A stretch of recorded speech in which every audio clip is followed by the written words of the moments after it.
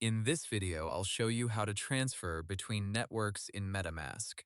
Before we start, it's important to understand that MetaMask can show different blockchain networks, such as Ethereum, BNB Smart Chain, Polygon, Arbitrum, Optimism, Base, and Avalanche.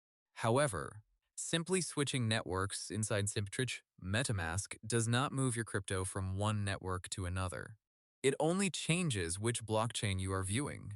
For example, if you have USDT on Ethereum and you switch MetaMask to Polygon, your USDT does not automatically move to Polygon. It is still on Ethereum. To actually transfer crypto between networks, you need to use a bridge, a centralized exchange, or a platform that supports cross-chain transfers. First, open MetaMask and check which network currently holds your funds.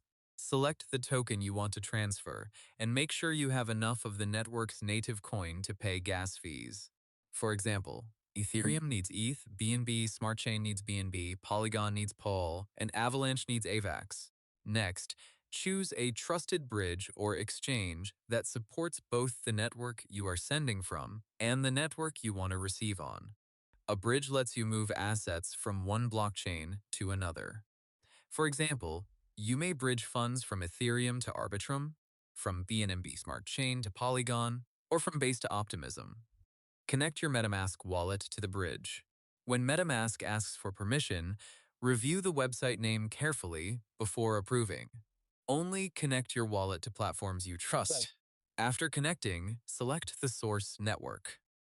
This is the network where your crypto is currently located. Then select the destination network. This is the network where you want your crypto to arrive. Next, choose the token and enter the amount you want to transfer. The bridge should show you the estimated fees, exchange rate if any conversion is involved, and the estimated receiving amount. Review all details carefully before continuing. When you confirm, MetaMask will open a transaction request.